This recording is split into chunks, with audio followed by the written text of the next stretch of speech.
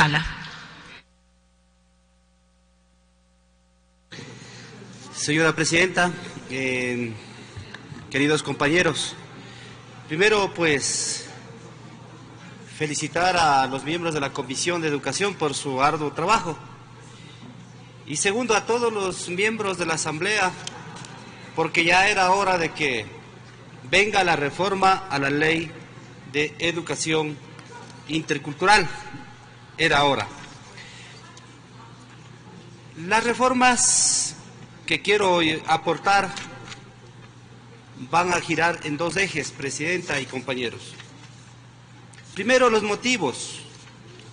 Las reformas que planteo es para poner freno al irrespeto, la interferencia en el trabajo o la forma como el maestro es refutado permanentemente por todos los medios, ya sea por los padres de familia, estudiantes, autoridades de turno de los distritos y en las juntas de conflictos. También verso mi propuesta sobre los ascensos de categorías a los maestros que por derecho lo tienen, además de sus remuneraciones que deben ser nivelados. Indudablemente el primero tiene que ver con los derechos humanos, por ende las relaciones de autoridad, docente, alumno, padres o madre de familia, representante legal, comunidad y entorno educativo. Y el otro, pues respecto a las remuneraciones justas que deben tener los maestros. Estos ejes están tomados y basados en la Constitución de la República. En el primer eje, entre una de las directrices que reza el artículo 27 de la Constitución de la República, en el marco del respeto de los derechos humanos, se han detectado testimonios en algunas instituciones educativas del país. Hay amenazas, agresiones y a veces acoso de todo tipo al docente. No lo dejan trabajar, que existe un nivel de deterioro de las relaciones entre todos los miembros de la comunidad educativa. No existen incentivos gubernamentales a los maestros. Los que están en la ley tampoco se cumplen, pero sí existen sumarios tras sumarios administrativos. Necesitamos crear un buen ambiente de buen trato, respeto mutuo para lograr un buen interaprendizaje de alto rendimiento y autoestima entre todos los miembros. Por eso propongo, Presidenta de la Asamblea y queridos miembros de la Comisión de Educación, incluir 1 hora a la semana la materia de ética y valores y que el maestro, si es servidor público, sea tratado como tal, con 30 días de vacaciones ininterrumpidas, niveles de escala salarial justas, acorde a su formación y años de servicio, categorización profesional docente. ¿O ser servidor público como maestro es un simple dicho? No. En el segundo eje quiero iniciar diciendo la frase del maestro Eduardo Galeano. En los discursos siempre se dice, se exaltan la abnegada labor de los apóstoles de la docencia que amorosamente moldean con sus manos la arcilla de las nuevas generaciones. Pero dice al final, reciben salarios que se ven con lupa, es decir, no acorde.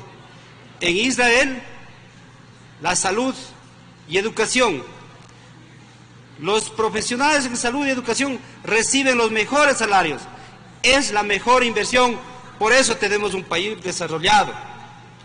El maestro debe recibir una remuneración incentivadora a la par de los demás funcionarios públicos que tienen ingresos superiores a $1.500 por lo menos. Este eje se basa en la norma constitucional del artículo 229 que se refiere a los derechos del servidor público.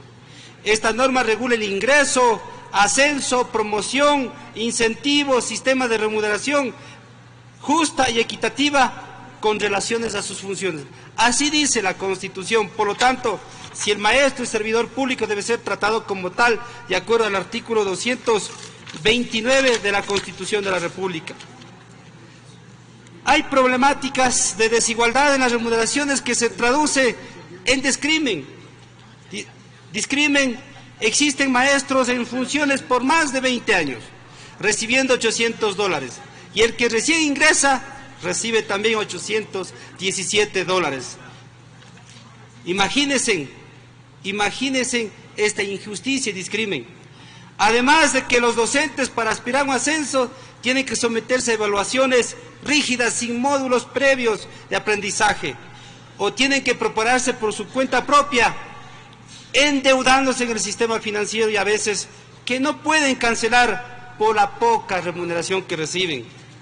Ante esto, propongo que el Gobierno Nacional, en las próximas proformas presupuestarias, asigne los recursos necesarios para habilitar los ascensos de categoría a los maestros con su respectiva remuneración cada 3 años, tomando en cuenta su tiempo de servicio y su preparación académica por iniciativa propia, ya que el Estado no otorga becas ni apoyos financieros para que el maestro progrese o estudie por sí solo. Lo hace el maestro por el amor a la vocación de ser docente y maestro. El Gobierno Nacional debe entregar créditos a intereses bajos para que el maestro se prepare en las diferentes universidades y así pueda optar por los ascensos respectivos. Tomando en consideración que los maestros son los guías en el aprendizaje de los niños, propongo que en el artículo 2, literal 2 de la reforma, al final añadir, por favor, que los sujetos del aprendizaje sí deben ser los niños, pero los sujetos del interaprendizaje deben ser los docentes. No decimos que también los maestros aprendemos cuando estamos enseñando, por lo tanto deben ser sujetos del interaprendizaje.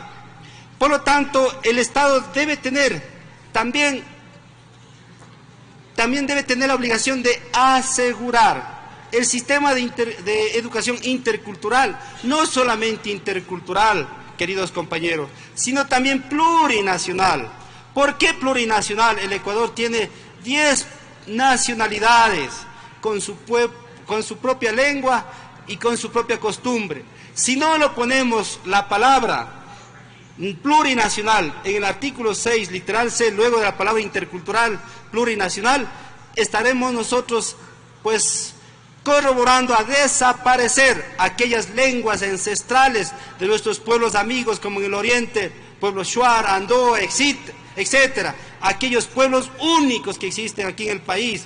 No solamente intercultural solamente son entre pueblos nada más, pero también aquí hay que entender que nuestro pueblo tiene 10 comunidades plurinacionales. Como obligación del Estado no solamente está asegurar los recursos necesarios para el mantenimiento de la infraestructura educativa, para los procesos de reclasificación del personal administrativo, recategorización del personal docente, sino que estos recursos deben ser asignados anualmente y constar en la proforma presupuestaria correspondiente. Porque si solamente se aseguran los recursos, esos quedan ahí. Por eso, por favor, Presidenta, solicito que se añada en el artículo 6 del literal C, reemplazar la palabra asegurar por la palabra asignar. Cuando estamos diciendo asignar, estamos nosotros pues dando un tema de imperativo. Y asimismo, al final del literal Z, decir que los recursos provenientes por autogestión de las instituciones educativas sean administrados por los mismos para mejora de las infraestructuras y cuyos informes contables sean entregados semestralmente a la autoridad educacional. ¿Qué pasa hoy? ¿A dónde van los costos de los arriendos, de los bares, de los locales que tienen algunas instituciones? No, se va al Banco Central, al Ministerio, y regresa ese dinero después de 1 año, 2 o 3 años, cuando existen problemas de infraestructura.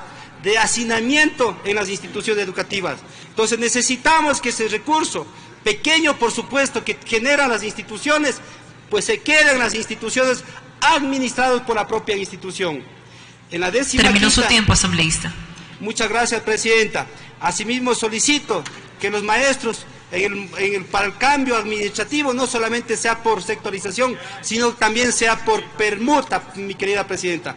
Pues algunos detalles, pues siempre estaré para que voy a hacerlo por escrito y recalcando que al maestro, si es servidor público, se le debe tratar como maestro y sobre todo que tienen derecho a gozar las vacaciones por 30 días ininterrumpidos. Muchas gracias, presidenta.